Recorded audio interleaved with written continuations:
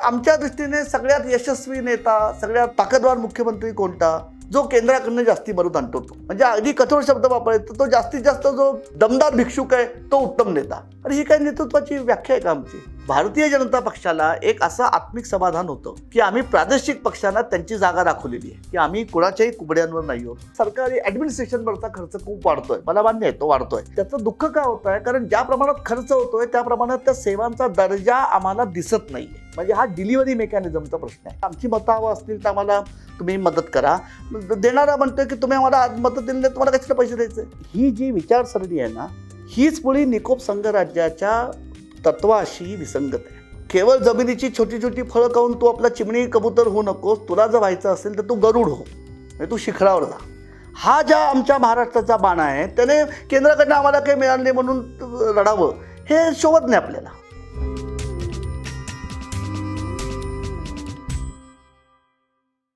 फार पूर्वी आपणच एकदा बोललो होतो की प्रायव्हेट सेक्टरच्या अंगात जीव नव्हता किंवा त्यांची इच्छा नव्हती, म्हणून मग स्टेट लेड इन्फ्रा पुश आपण दिला की त्यांना पैसे पंप करा, मग त्यांना आपली एक्सपेंडिचर वाढेल, कन्झम्पशन वाढेल आणि मग पुन्हा त्याचं इंजिन पुढं जाईल.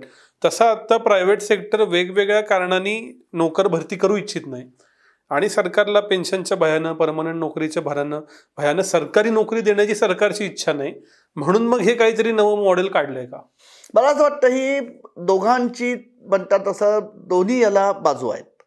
पहिली बाजू अशी आहे की काय झालंय खाजगी क्षेत्राच्या बाबतीत ना, मला असं वाटतं की आपल्याला वाटतं पण खाजगी क्षेत्रसुद्धा उदारीकरणानंतर जी प्रचंड स्पर्धा वाढली आणि ती म्हणजे वैश्विक स्तरावरच्या बलदंडांकडनं वाढली, त्याचा जो प्रचंड दबाव आला ना, त्यामध्ये एक साधी गोष्ट आहे. हे बघा, आपण म्हणजे मी उद्योगांच्या दृष्टीने विचार करतो. मला जमीन समजा उद्योगाकरता विकत घ्यायची असेल तर जमिनीच्या बाजारपेठेवरती माझं काही नियंत्रण नाही. बरोबर. आम्ही मुळातच गरीब देश असल्यामुळे आमच्याकडे भांडवलाचा तुटवडा आहे, त्यामुळे भांडवल आम्हाला व्याजदर जास्ती लागणार. आमच्याकडे ऊर्जा हा कायम म्हणजे समस्या आहे, त्यामुळे आम्हाला वीज ही महागच मिळणार आहे, आम्हाला इंधन महागच मिळणार आहे. मग उद्योगाला बचतीला वाव राहिला कुठे, तर तो श्रमशक्तीवरती राहिला. म्हणजे एकतर माणसं कमीच घ्यायची कारण मला उत्पादन खर्चामध्ये बचत करायची आहे, किंवा दुसरं पुरवठ्याच्या अंगाने मला ज्या पद्धतीचा माणूस पाहिजे तो मिळतच नाही मला. माझं जे निरीक्षण आहे, मर्यादित आकलन माझं जरी असलं तरी माझी अशी ठाम श्रद्धा आहे, मी जे काही थोडंफार बघितलं आहे ते, की कुठल्याही उद्योगाला कामगार नकोय असं नाही आहे. सुटेबली ट्रेन्ड मॅन ही सगळ्या उद्योगांची आज गरज आहे की अनुरूप कौशल्य, नुसती पदवी नाही आहे. मी करत जाऊ का, मला विधायक असं वाटतं हा जो प्रश्न आत्ता आलाय ना, हा मी खाजगी उद्योगाच्या दृष्टीने बघतोय, सरकारकडे आपण जाऊ. खाजगी उद्योगाच्या दृष्टीने हा प्रश्न जो रोजगार क्षमतेचा आहे ना, हा 3 ठिकाणी निखळलेला सांधा आहे. म्हणजे आम्ही आता एक अभ्यास करतोय, त्याच्यामध्ये आम्ही आता बोलणं फार प्रीमॅच्युअर होईल, पण का मुलांना रोजगार मिळत नाही हे जरा आम्ही बघतोय सध्या. 3 ठिकाणी जो सांधा निखळलाय. पहिला सांधा हा शालेय शिक्षणात निखळलाय की मुळात ज्या क्षमता शाळेच्या पातळीवरती तयार व्हायला पाहिजेत त्या होत नाहीत. म्हणजे शिक्षण आणि क्षमता किंवा शिक्षण आणि आकलन हे शाळेच्या पातळीवरती, विद्यापीठीय पातळीवरती, पदवीच्या पातळीवरती पदवी आहे पण क्षमता नाही, हा दुसरा निखळलेला सांधा.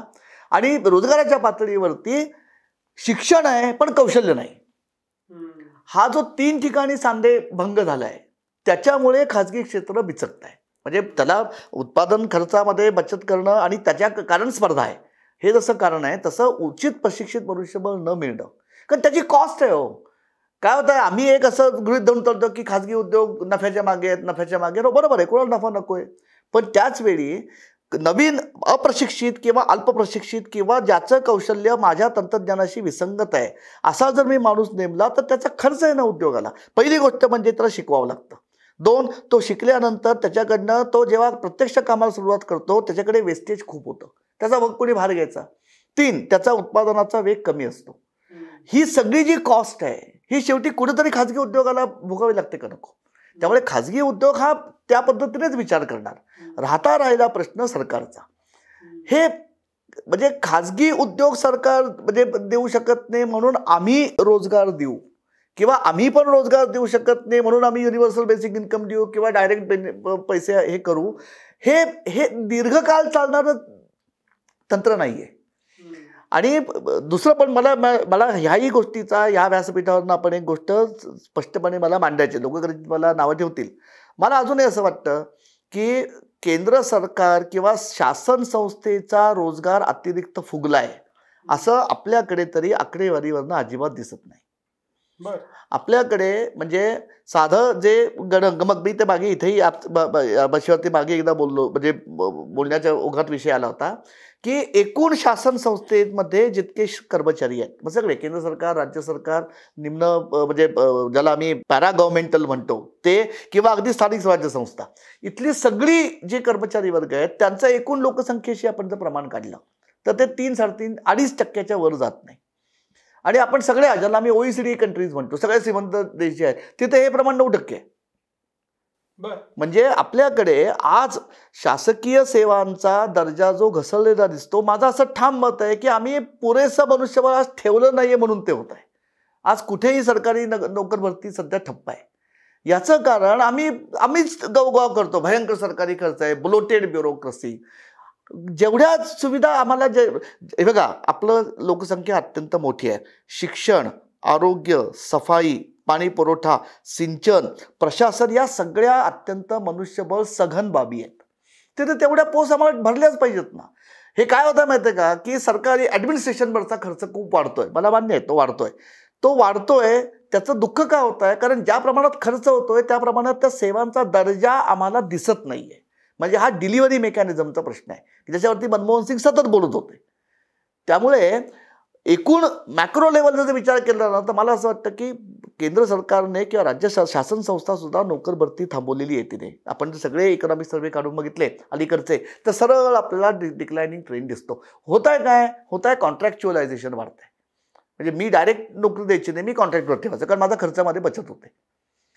हे जे सगळं चित्र आहे ना, याच्यावरती आपल्याला एकच उपाय मी म्हणतो त्याप्रमाणे की आपल्याला चांगल्या दर्जाचा पुरेसा रोजगार हा अर्थव्यवस्थेच्या चलनवलनातनं निर्माण करणं, ही जी आजची गरज आहे ती आपण कुठेतरी पहिल्यांदा निदान एका विशिष्ट भूमिकेतनं, कुठेही फार म्हणजे उदारपणाचा आव न आणता लॉंग टर्म सक्षमीकरण आमच्या लेबर पॉवरचं होईल या दृष्टीने विचार करतो, हे मला समाधानाची गोष्ट वाटते. म्हणजे याच्यात खाजगी उद्योगांच्या मधनं फार रोजगार निर्मिती होत नाहीये, सरकारला पण सगळ्यांना रोजगार देणं शक्य नाही, हे सगळं जरी मान्य केलं तरी सुद्धा आपल्याला 140 कोटी लोकसंख्येच्या देशाला जर आपल्याला खऱ्या अर्थाने सक्षम बनवायचं असेल तर जे आमचं सगळ्यात मोठं बळ आहे मनुष्यबळ, त्याची उत्पादकता वाढवायलाच लागेल. त्या दृष्टीने आपण विचार करतोय.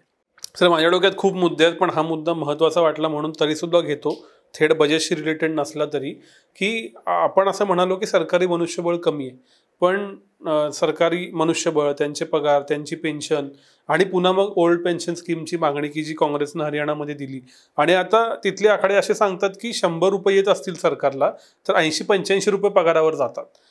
एका बाजूला अशी रचना की अजून सरकारी मनुष्यबळ वाढवलं तर त्या सर्व सोयी सुविधांनुसार तो खर्चच पेलवणार नाही, आणि दुसऱ्या बाजूला पुरेसं मनुष्यबळ नाही म्हणून डिलिव्हरी नाही. हे कसं सोडवायचं? नाही, हे काय झालंय, हाही सुद्धा खरा. तुम्हाला जर आठवत असेल तर मला असं वाटतं 5वा वेतन आयोग जेव्हा आला, त्या वेतन आयोगाचे एक सदस्य अत्यंत ज्येष्ठ अर्थतज्ञ डॉक्टर सुरेश तेंडुलकर होते. आणि त्यांनी त्या 5व्या वेतन आयोगाला त्यांनी मान्य केलं जे काही वाढ होती ती, पण त्यांनी त्याला भिन्न मतपत्रिका जोडली. त्यावेळी ते प्रकाशामध्ये ते खूप तेव्हा गाजलं होतं प्रकरण. तेंडुलकरांचा मुद्दा असा होता की मनुष्यबळ शासन संस्था म्हणून आमची जी आहे त्या शासन संस्थेच्या मनुष्यबळाच्या आकारमानापेक्षा सुद्धा त्या मनुष्यबळाचं जे स्तरानुसार विभाजन आहे ते सदोष आहे. म्हणजे त्यांचं म्हणणं असं होतं की आमची ब्युरोक्रेसी टॉप हेवी झाली, म्हणजे डोक्याचा मुडदूस झालाय.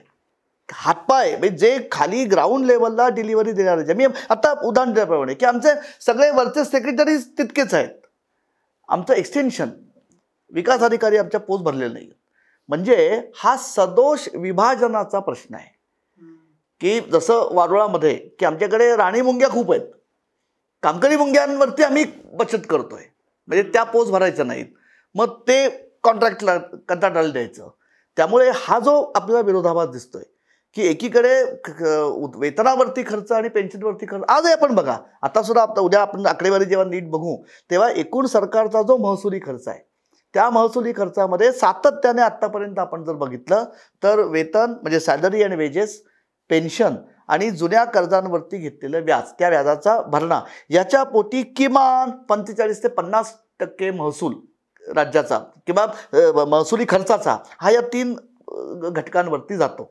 याचं कारण ते, हा जो विरोधाभास दिसतोय ना तो कारण ते आहे की मनुष्यबळ जे आहे त्याचं विभाजन ते सदोष आहे. आणि तेंडुलकरांचा मुद्दा त्याच्यावरती होता की आपल्याला हे जर आपण दुरुस्त करणार असतो तर सब्जेक्ट टू दिस आपण वाढ करावी वेतनामध्ये, ते ऍड्रेस करायला लागेल आपल्याला. अजून एक मुद्दा असा आला दिवसभरच्या ट्विटर लिंक्डइनवरच्या रिएक्शन मध्ये की सरकारनं उद्योजकांना काही फार धक्का दिलेला नाही, म्हणजे अशी कुठली योजना नाही की ज्यांना फार फायदा होईल अतिरिक्त किंवा फार तोटा होईल, टॅक्सेशन नाही, हे नाही, ते नाही. तर जे आपण असं म्हणतो की परफेक्ट कॅपिटलिझम किंवा कमीत कमी इंटरव्हेन्शन सरकारचं असावं उद्योग क्षेत्रामध्ये, असं बाय ऍक्सिडेंट झालंय का खरंच या सरकारचं धोरण आहे आणि त्याचा आनंद वाटावा अशी परिस्थिती पूर्वी आणि आता होती का?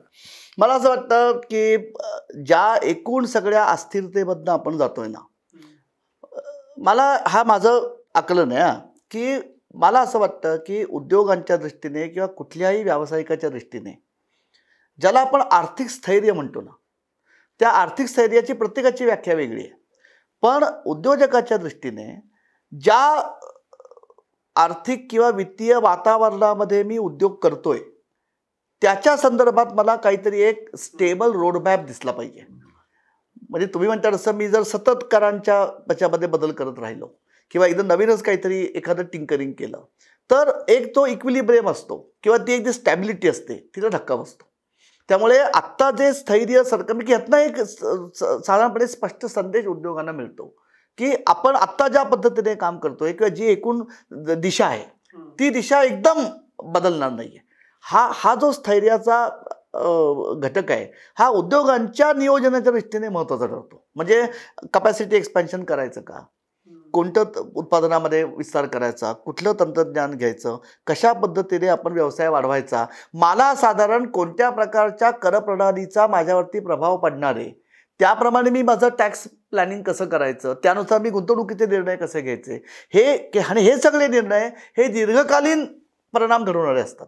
या संदर्भात एक सातत्याचा हवाला किंवा दिलासा उद्योगांना मिळणं हे मला असं वाटतं एकूण म्हणजे आर्थिक स्थैर्याच्या दृष्टीने हे आवश्यक आहे.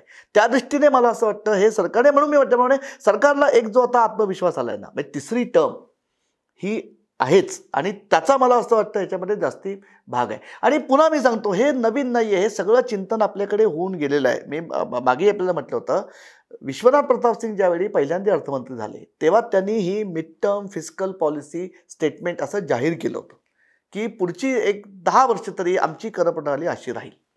त्यामुळे हे जे सातत्य आहे हे एका प्रकारे आंतरराष्ट्रीय किंवा एकूण आंतरराष्ट्रीय पातळीवरती ते अस्थैर्य आहे त्याच्यात सापेक्ष घेतलेल्या सावधगिरीचा पवित्रा जसा आहे तसा आपल्या देशातल्या उद्योग संस्थांना सुद्धा आश्वस्त करण्याचा हा एक प्रयत्न आहे की नाही आम्ही फार याच्यामध्ये हाराकिरी होणार नाही. हे मला असं वाटतं अत्यंत आवश्यक आणि योग्य आहे. सर आता आपण यातल्या राजकीय भागाकडे जास्त येऊ. हे या सरकारला आंध्र प्रदेश आणि बिहार यांचा विशेष पाठिंबा याच्याबद्दल तर कायम चर्चा होती आणि या दोघांनीही विशेष राज्याचा दर्जा मागितला, अशा बातम्या आल्या, पेरल्या गेल्या, जे काही असेल ते. आज बाकी सगळं शिस्त जरी असली तरी पूर्वोदय या नावानं विशेषतः बिहार फोकस आणि त्यानंतर पश्चिम बंगाल फोकस अशा 50,000 कोटीचे प्रोजेक्ट जाहीर झालेत. आंध्र प्रदेशची अमरावती उभं करायला आणि शिवाय आंध्र प्रदेशच्या इतर गोष्टींसाठी साधारण 25,000 कोटी रुपये जाहीर झालेत. कसं बघता तुम्ही हे सगळ्याकडे? हे करत जाऊ का, म्हणजे मला राजकारण तिथलं कळणार पण नाही, पण मला एक हे आपण मान्य करूया, म्हणजे राजकारण कळो अथवा न कळो, शेवटी पॉलिटिकल इकॉनॉमी हे तर आपण मान्य करूच या. आणि कुठलाही अर्थसंकल्प हा सत्ताधारी राजकीय पक्षाचं आर्थिक कथन असतं. त्यामुळे पॉलिटिक्स किंवा राजकारण हे स्वाभाविक आहे. मला फक्त याच्यात असं गंमत अशी वाटली की थेट विशेष राज्याचा दर्जा देणं हे फार देवघेवीसारखं झालं असतं कदाचित, म्हणजे दिसायला सुद्धा झालं असतं. कदाचित त्याने त्या राज्याच्या ज्या विविक्षित गरजा आहेत त्याची पूर्तता होईल का याची सुद्धा हमी मिळाली नसते. मला असं वाटतं की तुम्ही बघा, म्हणजे हा जो पूर्वोदय ही संकल्पना येत आहे त्याच्यात अत्यंत खुबीने बिहार आणि आंध्र प्रदेश गुंफलाय याच्याबद्दल वादच नाही, आणि ती किंमत ती राज्य वसूल करतील याचंही वाईट वाटायचं कारण नाही. कारण या चंद्राबाबू नायडूंचा आपण 98 ते 2004 मधला अवतार जर आठवून बघितला तर चंद्रबाबू हेच करत होते. वाजपेयी सरकारला त्यावेळी तेलुगू देशम पार्टीच्या 28 खासदारांचा पाठिंबा, कारण वाजपेयी तर 26 पक्षांचं सरकार राबवत होते, त्यावेळी चंद्रबाबूने हेच केलेलं आहे. फक्त त्यावेळी त्यांनी ते खुबीने कसं केलं, तेव्हा ते मुख्यमंत्री होते आंध्रचे, त्यामुळे संपूर्ण राज्याचा जो अन्नधान्याचा वाटा आंध्राला जायचा तो दरवेळी चंद्रबाबू वाढवून मागायचे त्या पाठिंब्याची किंमत वसूल करण्याकरता. आणि त्यावेळी त्या अन्न वाटपामध्ये झालेला घोटाळा जगजाहीर होता. केवळ एवढंच नाही, चंद्रबाबू असे म्हणायचे की आंध्र प्रदेश हे स्वतःच्या बळावरती विकसित झालेलं राज्य आहे, आमचं सायबराबाद आहे, आम्ही एवढे म्हणजे IT चं हब आहे, आम्ही विकसित आहोत, याचं एका प्रकारे केंद्र सरकार आम्हाला शिक्षा करताय मदत न देऊन. म्हणजे तुम्ही आम्ही विकसित आहोत हे काय आमची चूक आहे का, असा पवित्र आणून ते केंद्राकडे जास्ती उकळत होते पैसे.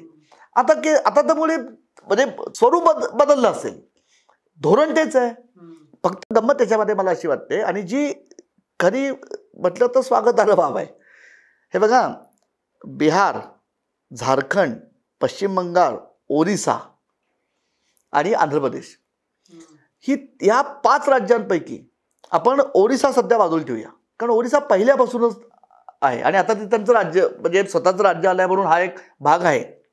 आपण जर बघितलं ना तर झारखंड, बिहार आणि आंध्र प्रदेश, झारखंड आणि आंध्र प्रदेश ही नवीन राज्य आहेत. झारखंड 2000 मध्ये आलंय, आंध्र प्रदेश आत्ता आलेलं आहे. आम्ही बिहार म्हणजे राज्य पुनर्रचना व्हायला हवी ही पुन्हा राजकीयच मागणी आहे.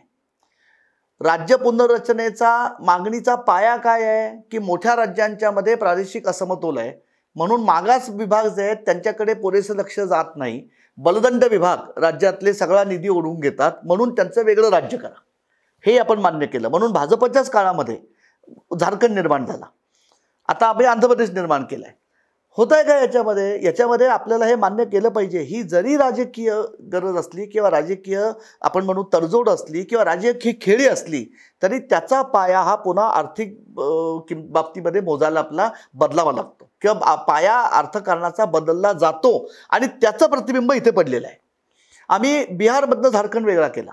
काय झालं, झारखंड हा तेव्हा एकच प्रांत असा होता की ज्याच्यामुळे बिहारच्या अर्थव्यवस्थेमध्ये जरा तरी वैविध्य दिसत होतं, कारण तिथे खाणी होत्या. म्हणजे खाणींच्या माध्यमातून जी फॉरवर्ड लिंकेजेस इंडस्ट्रीशी येतात ती निदान बिहारला तेव्हा शक्य तरी होती. आम्ही झारखंड वेगळा केल्यानंतर संपूर्ण बिहार हे पुन्हा एकदा शेतीप्रधान बनलं, म्हणजे ते जास्ती वल्नरेबल झालं. आम्ही झारखंड पण वल्नरेबल करून ठेवलं, कारण आज सगळीकडे एक वाक्यता आहे की 50 वर्षानंतर झारखंडमधल्या खाणींमधलं खनिज संपली की ते राज्य काय करेल. बरं, आम्ही छोटं राज्य निर्माण केल्यानंतर त्याचा महसुलाचा पायाही छोटा असतो, त्यांनी कुठं पैसे आणायचे, पण त्यांनी केंद्राकडे मागणार ना पुन्हा. त्यामुळे झारखंड आम्ही वेगळा काढला. बिहारच्या अर्थव्यवस्थेला आम्ही त्याचं सगळं एकल स्वरूप करून टाकलं, म्हणजे ते जास्ती वल्नरेबल बनवलं. आता जर आपण बघितलं तर बिहारला जी मदत दिलेली आहे असेल, मी अजिबात नाकारत नाही की ते नितीश कुमारांनी वसूल केली आहे, पण ज्या योजना आहेत ना त्या योजना किंवा ज्या करता ती मदत दिली आहे त्या बिहारच्या अर्थकारणाची गरज भागवणारे आहेत, हे तरी आपण श्रेय द्यायला पाहिजे केंद्राला. इंडस्ट्रीयल कॉरिडॉर, रेल आणि रोड कनेक्टिव्हिटी, सिंचन, सगळ्यात महत्त्वाची गोष्ट म्हणजे पूर व्यवस्थापन, ह्या ज्या बिहारच्या गरजा आहेत त्या गरजांसाठी जर हे सरकारने पैसे दिले असतील आणि ती जर टाईड ग्रांट असेल तर मला असं वाटतं याच्यात मग दोन्ही आहे की राजकीय सोय पण आहे आणि त्या विभागाची ती गरज पण आहे. तीच गोष्ट आंध्र प्रदेशची आहे. आम्ही तेलंगण बाजूला काढल्यापासून सगळा आंध्र प्रदेश हा प्रामुख्याने पुन्हा शेतीप्रधान बनलेला आहे. हे चित्र एकत्र होतं तेव्हाही होतं, म्हणजे हैदराबाद सिकंदराबाद तेवढा फक्त विकसित होता, बाकी सगळं आंध्र प्रदेश हा शेतीप्रधान होता. आता त्या आंध्र प्रदेशला राजधानी निर्माण करण्यापासून पैसे लागणार आहेत, कारण नाहीच पैसे. म्हणजे मला असं वाटतं की हे मग आपण मान्य केलं पाहिजे की जर आपल्याला राज्य पुनर्रचना हवी असेल, मोठ्या राज्यांच्या मध्ये जो प्रादेशिक असमतोल आहे तो त्या राज्यातले बलदंड विभाग आपल्याकडे सगळा महसूल खेचून घेतात म्हणून ते विभाग दुर्लक्षित आहेत, म्हणून त्यांचं वेगळं राज्य करा, हे जर आपण मान्य करणार असू तर वेगळ्या राज्यांचा आर्थिक पाया हा कमकुवत सुरुवातीची काही वर्ष असणार, ही मान्य केलं पाहिजे. आणि ती राज्य आपाततः मग केंद्रावरती अवलंबून राहणार, हे ओघाने येतं. आत्ता फक्त असं झालेलं आहे की योगायोगाने किंवा कावळा बसावर मान्य बोलायला की आंध्र प्रदेश आणि बिहार यांनी केंद्रातल्या सरकारला टेकू पुरवला आहे आणि केंद्राने अर्थसंकल्पामध्ये तरतुदी, पण मी म्हटल्याप्रमाणे निदान त्या विभागांच्या गरजा आणि ज्याच्याकरता पैसे दिलेत त्याच्यामध्ये सुसंवाद आहे, म्हणजे राजकीय तडजोड पण आहे आणि आर्थिक शहाणपण पण आहे. हा तरी निदान एक आपल्याला त्यातल्या त्यात दिलासा म्हणजे दिलणारी बाब आहे.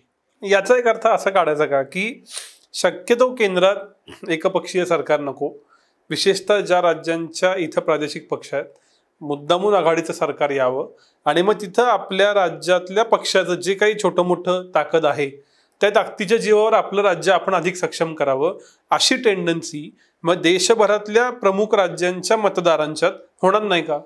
मला असं वाटतं याचं उत्तर जे आहे ना ते बऱ्याच अंशी कोणते मुद्दे घेऊन प्रादेशिक पक्ष त्यांचं स्थान वाढवतात आणि त्यांची बार्गेनिंग पॉवर केंद्राशी कशामुळे वाढते त्या प्रक्रियेमध्ये दडलेलं आहे. मला असं वाटतं की कुठेतरी हा पुन्हा काव्यगत न्याय आहे बरं का, आणि मला माझ्या मर्यादित आकलनाप्रमाणे असं वाटतं की 2014 ते 2024 म्हणजे 14 ते 19 आणि 19 ते 24 म्हणजे 24मध्ये हे सगळं समीकरण बदललं म्हणून, पण कुठेतरी भारतीय जनता पक्षाला एक असं आत्मिक समाधान होतं की आम्ही प्रादेशिक पक्षांना त्यांची जागा दाखवलेली आहे की आम्ही कोणाच्याही कुबड्यांवर नाही आहोत.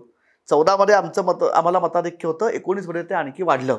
म्हणजे एकेकाळी ज्याला सगळे राजकीय विश्लेषक काँग्रेस प्रधान राजकीय व्यवस्था म्हणतात, त्या काँग्रेसचा वरचष्मा किंवा दबदबा कमी झाल्यामुळे ज्या प्रादेशिक पक्षांना बळ मिळालं होतं, भाजपने ती जागा एकेकाळची काँग्रेसची भरून काढली होती.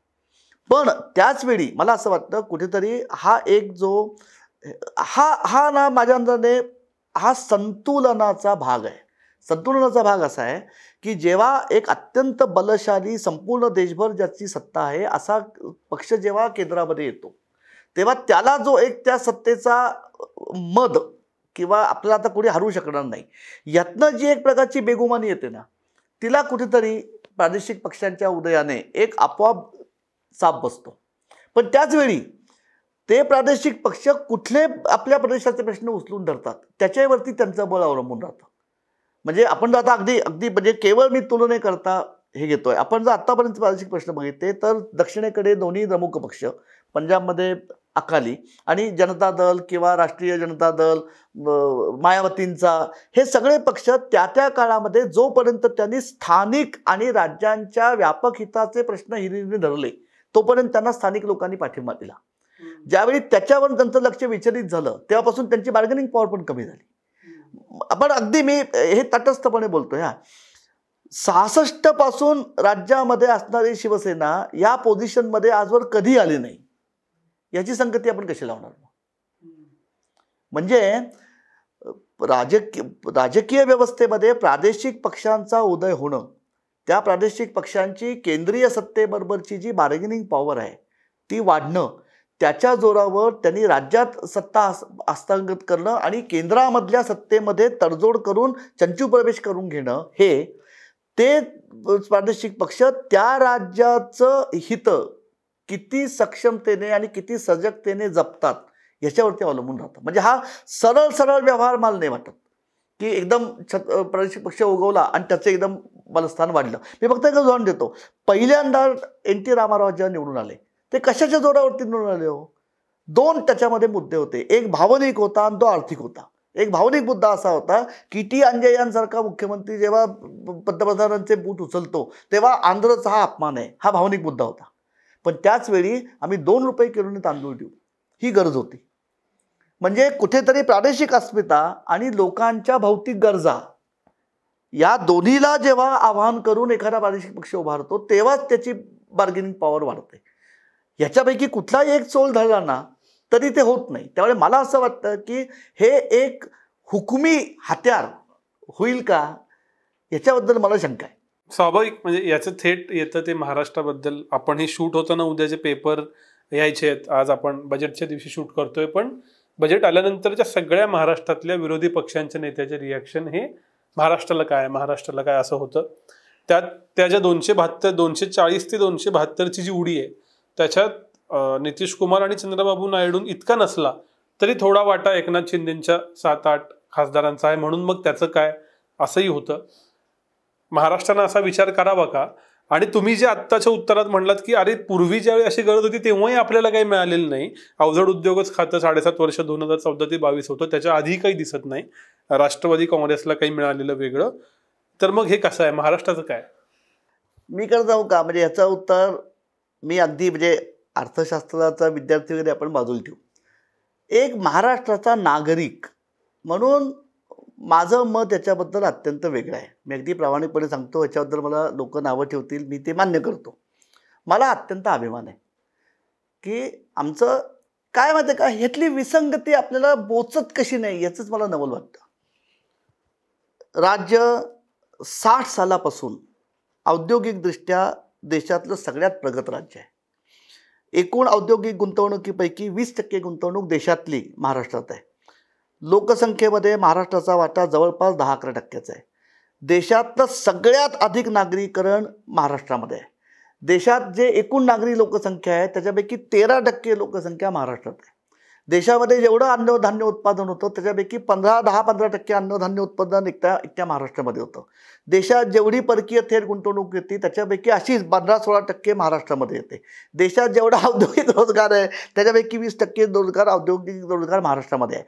देशाची वित्तीय राजधानी ही राज्याची राजकीय राजधानी आहे. ह्या इतकं संपन्नतेचा महिमा किंवा जे राज्याला लाभलेला आहे त्याने कटोरा का घ्यावा? मला ह्याची चीड आहे नागरिक म्हणून. म्हणजे की आम्ही कशा करता केंद्राच्या आपण सगळं साधं दरवर्षी आपण जो इकॉनॉमिक सर्वे राज्याचा सुद्धा जो येतो त्याच्यात जर आपण बघितलं तर राज्यांचा जो तौलनिक तक्ता येतो त्याच्यामध्ये महाराष्ट्र हे सतत अग्रमानांकित राज्य अशा अर्थाने आहे की राज्याचा जो एकूण खर्च आहे महसुली खर्च त्याच्यापैकी जवळपास म्हणजे महसुली खर्च आणि महसुली जमा किंवा एकूण खर्च आणि एकूण जमा आपण धरूया, जवळपास 80 ते 82% खर्च हा राज्याचा स्वतःच्या उत्पन्नामधनं येतो.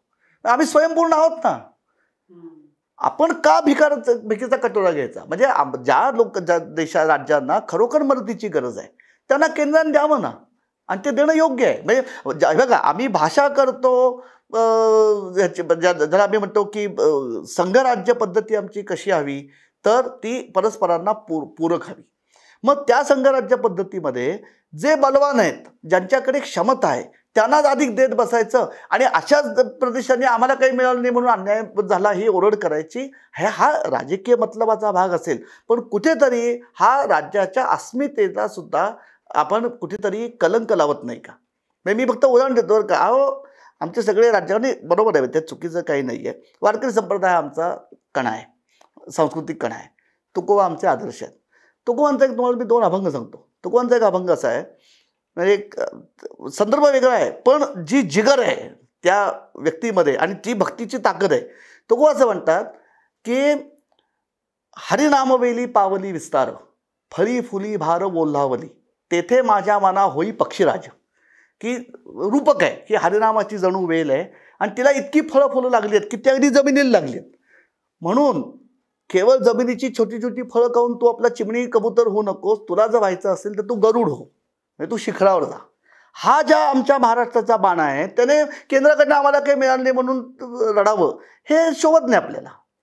म्हणून मला असं वाटतं आम्ही नॅरेटिव्ह असं सेट केलं पाहिजे की हो अरे सगळ्या प्रकारचे म्हणजे ह्याची दुसरी बाजू पण लक्षात घेऊ. महाराष्ट्र जर आमचा औद्योगिकदृष्ट्या इतका प्रगत आहे, FDI आमच्याकडे जास्ती येत आहे, साहजिकच महाराष्ट्राच्या अर्थव्यवस्थेची वैश्विक अर्थव्यवस्थेबरोबरची गुंतवणूक अधिक सघन आहे. एवढे म्हणजे धक्केपासून सुद्धा जवळपास आपण म्हणजे ही गोष्ट कमी महत्त्वाची नाही. 2000 सालापासून आपल्याकडे गेली 24 वर्ष युती आघाड्यांचं सरकार आहे. इतकी म्हणजे धोरणामध्ये राजकीय सातत्य टिकेल याची शाश्वती नसताना सुद्धा देशातलं एक प्रगत राज्य हा लौकिक महाराष्ट्र आज टिकून आहे ही अत्यंत अभिमानाची गोष्ट आपल्याला वाटली पाहिजे. आपण उलट म्हटलं पाहिजे किंवा आम्ही स्वयंपूर्ण आहोत आमच्या गरजा भागवण्याकरता. ज्यांना दुर्बळ आहे त्यांना द्या तुम्ही, पण राज्यावरती अन्याय होतोय, ही राजकीय ओरड असेल, मी त्याच्याबद्दल नाही म्हणत नाही, पण ही मग हे आम्ही आमच्या हाताने विसंगत चित्र निर्माण करतोय की एकीकडे प्रगत राज्य म्हणून डांगोरा पैठाचा आणि दुसरीकडे केंद्रीय अर्थसंकल्पामध्ये आमच्यावरती अन्याय झाला म्हणून ओरड करायची. यातली विसंगती मग आपल्याला पोचायला पाहिजे. आणि त्याच्यापेक्षा एक महत्त्वाचा दुसरा भाग मला असा वाटतो की हे कुठल्याही निकोप संघराज्य पद्धतीचं लक्षण नाही होऊ शकत. आणि मुळात केंद्रीय अर्थसंकल्पाकडे किंवा अगदी राज्याच्या अर्थसंकल्पाकडे सुद्धा शेवटी एकात्म विचार करून धोरण आपल्याला आखायला लागतात.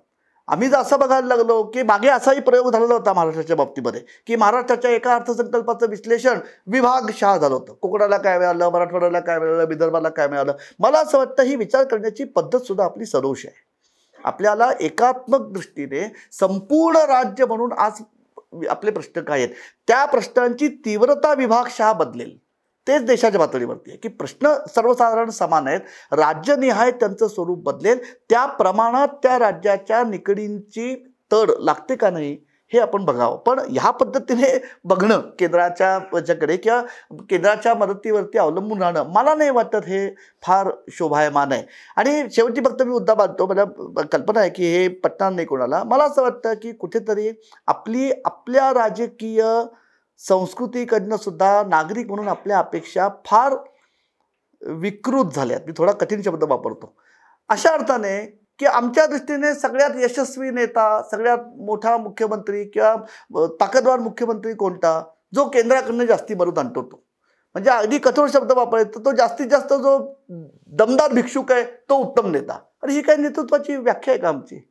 आणि महाराष्ट्राने ते करावं याचं मला फार दुःख होतं. त्यामुळे मला म्हणजे यातलं राजकारण मला मान्यच आहे की निवडणुका तोंडावर आहेत.